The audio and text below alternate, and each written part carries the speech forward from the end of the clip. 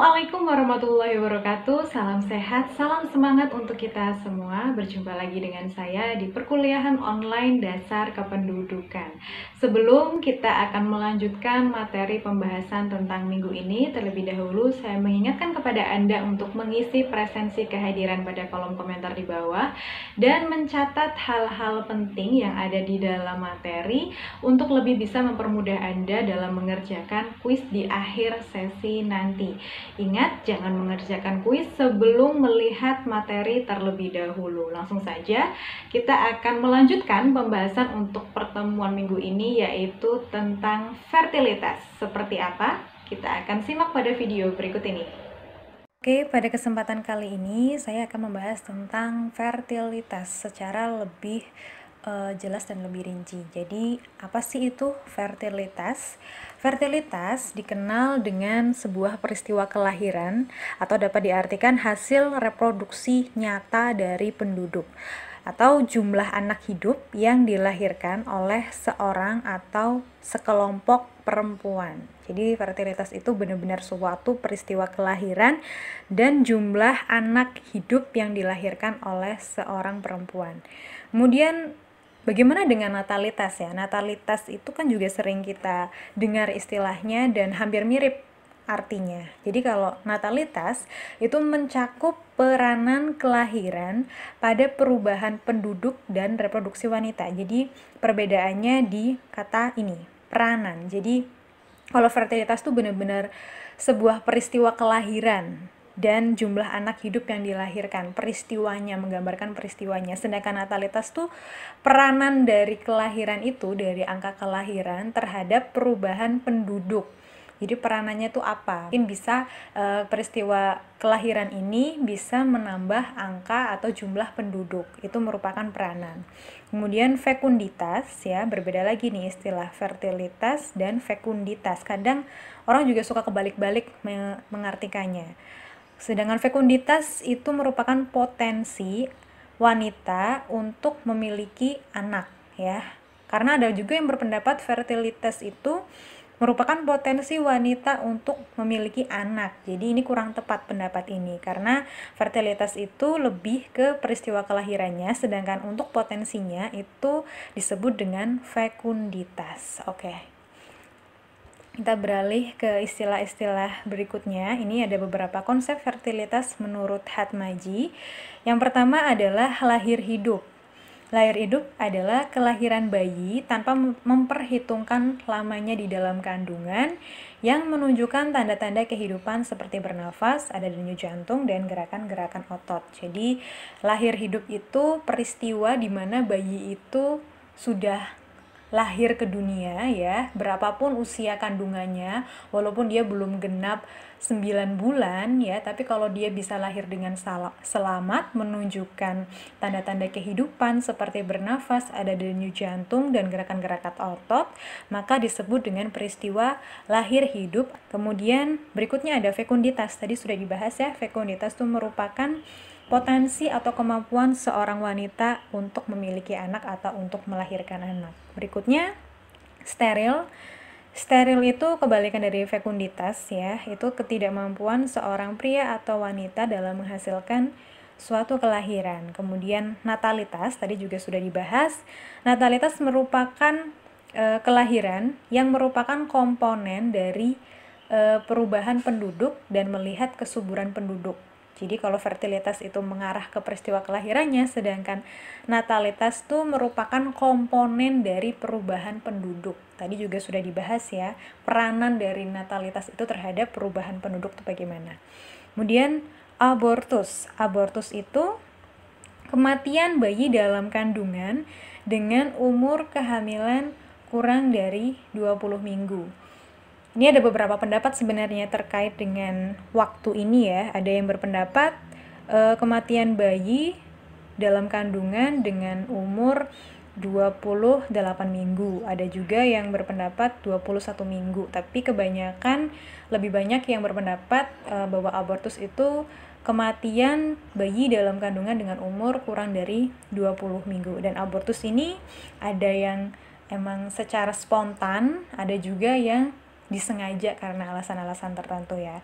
Sedangkan lahir mati adalah suatu peristiwa kelahiran seorang bayi dari kandungan yang kehamilannya berumur kurang dari atau sama dengan 20 minggu tanpa menunjukkan tanda-tanda kehidupan. Jadi kalau lahir mati itu bayinya itu lahir pada usia kurang dari 28 minggu, usianya kurang dari 7 bulan, tanpa menunjukkan gejala-gejala atau tanda-tanda kehidupan. Oke, berikutnya, faktor-faktor apa saja sih yang mempengaruhi fertilitas ya, yang mempengaruhi suatu peristiwa kelahiran? Yang pertama adalah tahap hubungan kelamin atau intercourse atau hubungan seksual. Ini jelas ya. Jadi sebelum terjadinya peristiwa kelahiran, pasti seseorang melalui beberapa tahapan. Yang pertama, ya pasti seseorang itu melakukan hubungan seksual dulu dong sebelum akhirnya dia melahirkan gitu. Kemudian yang berikutnya adalah tahap konsepsi. Konsepsi itu pembuahan, di mana ada peristiwa bertemunya ovum dan sperma, itu namanya konsepsi. Kemudian berikutnya setelah adanya konsepsi, maka adanya peristiwa kehamilan ya. Jadi ketika sperma dan ovum itu bertemu, maka akan terjadi zigot dan embrio, dan maka embrio itu akan tumbuh dan berkembang di dalam rahim seorang perempuan selama kurang lebih 9 bulanan. Nah, itu adalah tahapan-tahapan dari peristiwa fertilitas sebelum seseorang itu lahir mengalami peristiwa-peristiwa ini dulu. Oke, berikutnya faktor-faktor yang mempengaruhi hubungan kelamin atau intercourse. Jadi, apa saja sih yang membuat seseorang itu melakukan hubungan seksual ya, kurang lebihnya seperti itu. Yang pertama adalah umur.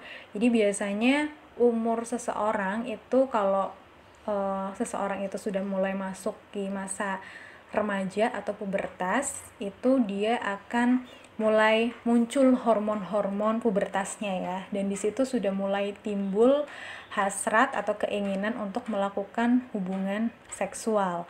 Dan ini bisa dipengaruhi oleh banyak faktor ya, bisa karena lingkungan, bisa karena teman-temannya, bisa karena tontonan-tontonan yang dia biasa lihat gitu. Jadi umur di sini juga bisa mempengaruhi seseorang untuk melakukan hubungan seksual. Kemudian selibat permanen, yaitu seseorang yang tidak pernah mengadakan hubungan kelamin atau tidak pernah melakukan hubungan kelamin.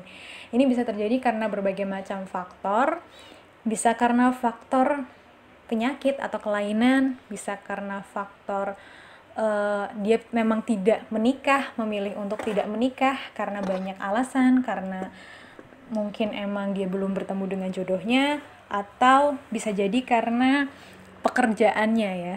Kemudian faktor berikutnya yaitu lamanya status kawin.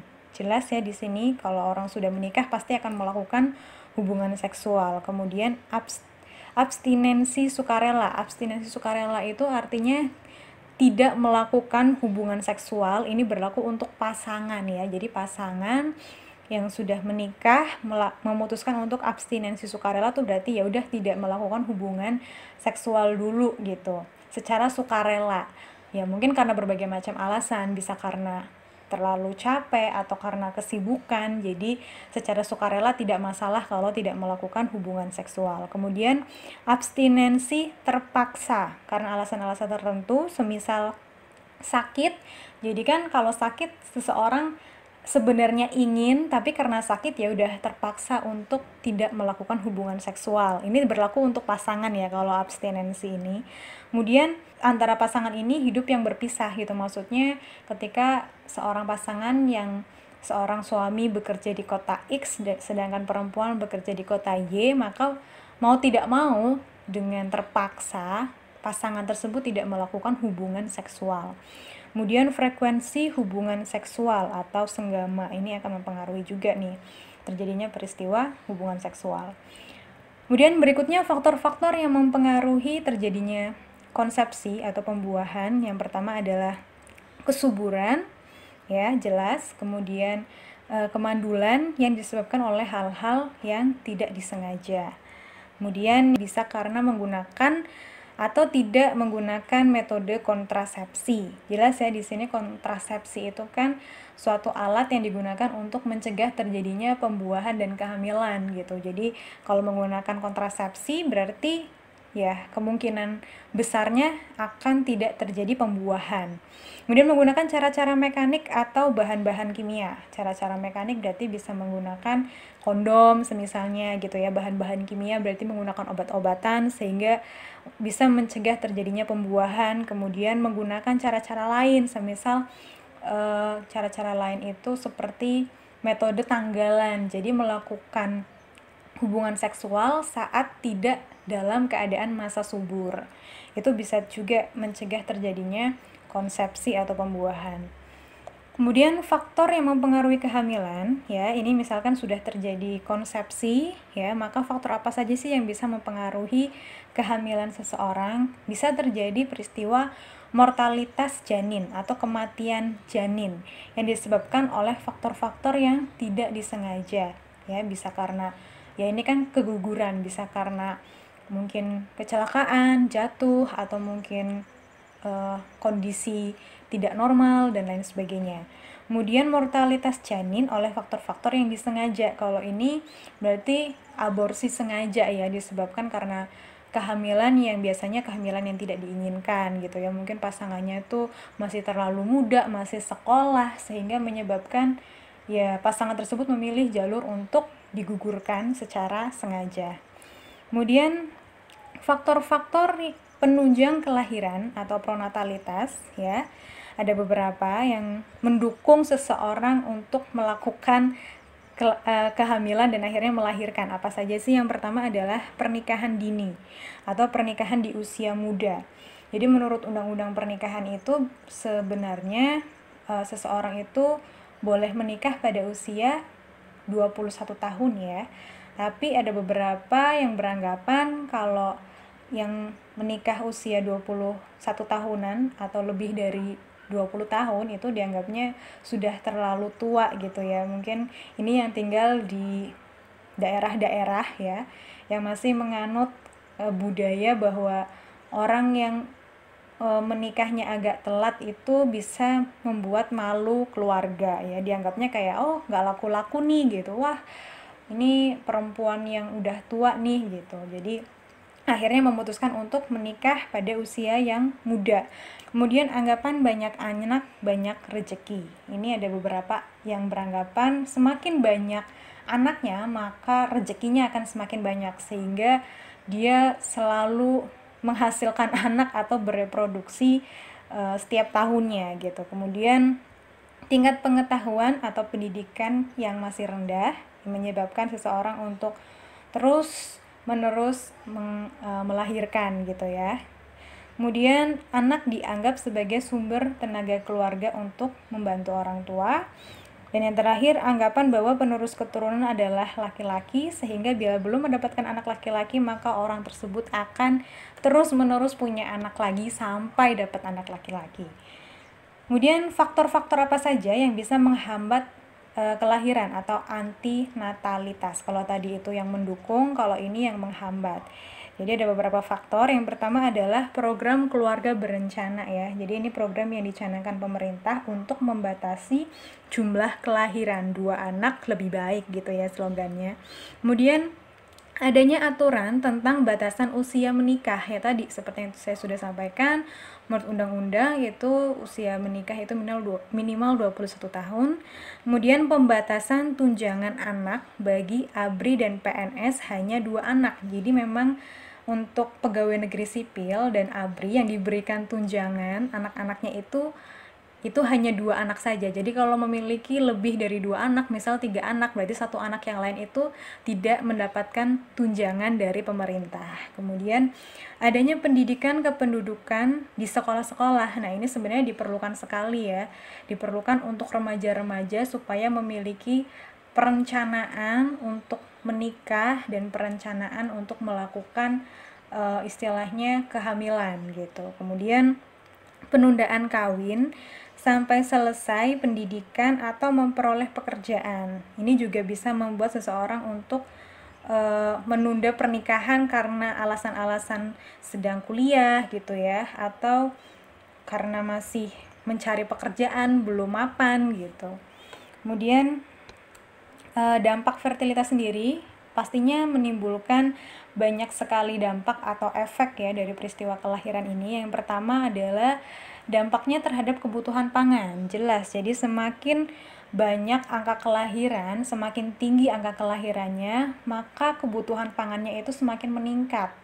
Ya, jadi persediaan atau stok bahan pangan itu akan semakin menipis karena kebutuhannya itu semakin banyak gitu ya. Seperti sekarang contohnya Indonesia yang sebenarnya negara agraris, yang negara pertanian, tapi untuk beras saja kita mengimpor dari luar negeri ya, karena banyak lahan-lahan sawahnya itu yang sudah digunakan untuk kepentingan-kepentingan lain, untuk membangun perusahaan, untuk membangun perumahan, sehingga kebutuhan pangannya ini terpaksa harus mengimpor dari negara lain.